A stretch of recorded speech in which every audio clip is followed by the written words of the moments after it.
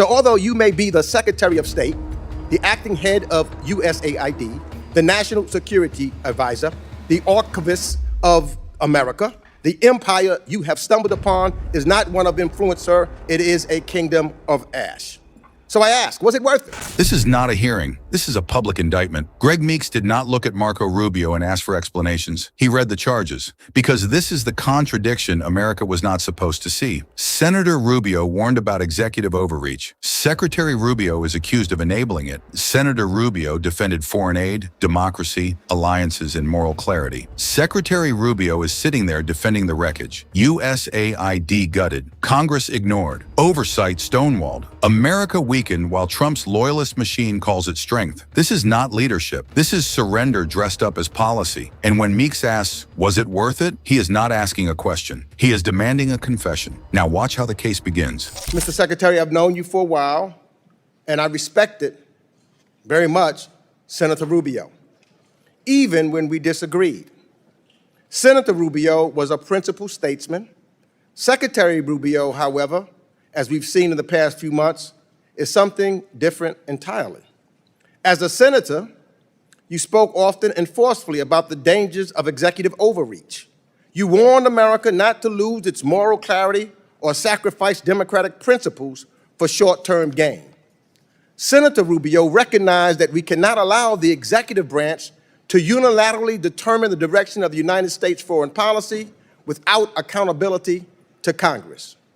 Secretary Rubio is doing precisely what Senator Rubio feared, withholding congressional appropriated funds, stonewalling oversight, and acting as if laws passed by this body are optional.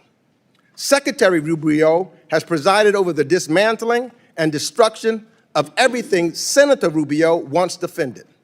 So although you may be the Secretary of State, the acting head of USAID, the National Security Advisor, the archivist of America, the empire you have stumbled upon is not one of influence, sir. It is a kingdom of ash. There it is. That is the contradiction. Not between Democrat and Republican, not between left and right, between Marco Rubio and Marco Rubio. The senator warned the country about presidents who grab power and ignore Congress. The secretary is accused of helping that same power grab happen. The senator talked about accountability. The secretary is accused of stonewalling oversight. The senator said laws mattered. The secretary is accused of treating them like suggestions. That is not evolution. That is not compromise. That is betrayal. And Meeks knows exactly where to hit him. He does not attack Rubio as a stranger. He attacks Rubio with Rubio's own record. Because the most damning witness against Secretary Rubio is Senator Rubio. That is why this moment cuts so deep.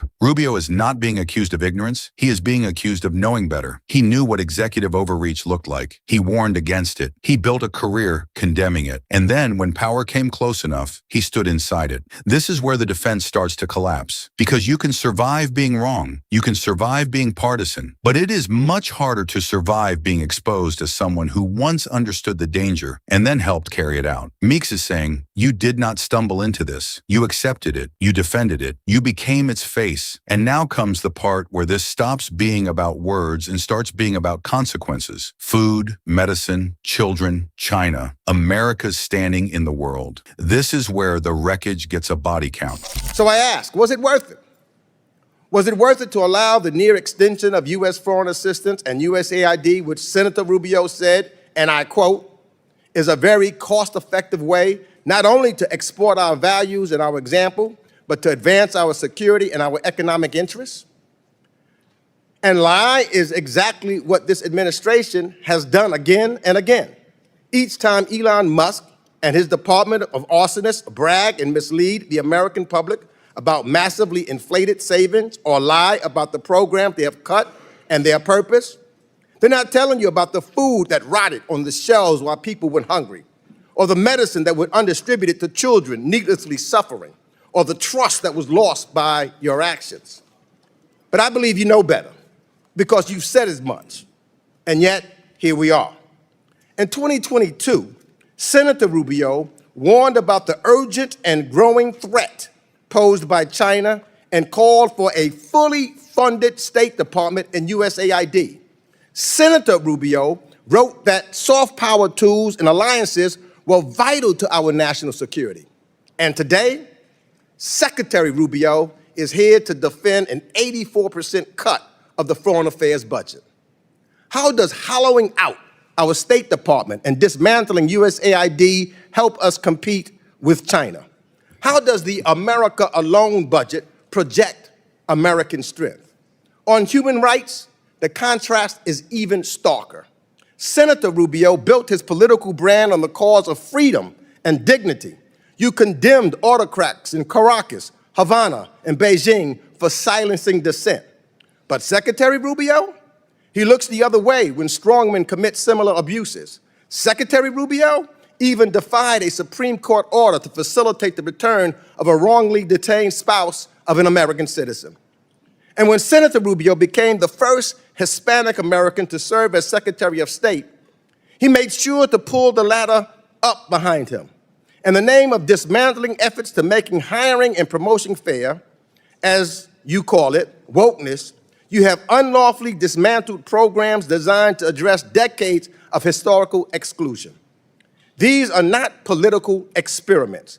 They were congressionally supported efforts rooted in bipartisan recognition that our diplomatic corps must reflect the diversity and the strength of the nation it represents abroad. These are initiatives that Senator Rubio supported. You replaced experienced career employees with ideologues and political loyalists. Under your watch, sir, America's diplomatic and development corps have suffered the greatest brain drain in history, and America has been weakened and made more isolated by the actions of an administration that has abandoned its allies, cozied up to dictators, and conducted a foreign policy driven not by interests of the American people, but in support of the personal enrichment of the president and his family. And with that, I yield back. That was the verdict, not a disagreement, not a policy debate, a verdict. Meeks laid out the damage piece by piece. Foreign aid nearly destroyed. USAID dismantled. Food left to rot while people went hungry. Medicine left undistributed while children suffered. America's soft power gutted while China watches and smiles. And Rubio just sat there. The man who once warned about China is now defending cuts that make America weaker against China. The man who built his image on freedom and dignity is now accused of looking away when strongmen abuse power. The first Hispanic Secretary of State is accused of pulling the ladder up behind him. This is not strength. This is decay. This is not America first. This is America isolated, America weakened, America stripped for parts by people who call destruction reform. And the final accusation is the ugliest one, that American foreign policy is no longer being driven by the interests of the American people, but by loyalty to Donald Trump, his family, and the political machine built around him. That changes everything, because if Meeks is right, then this is not just a failed policy. It is a moral collapse. Rubio was not accused of making a mistake. He was accused of trading his principles for power. And that is why the question still hangs over the room. Was it worth it? The answer is written in the ashes.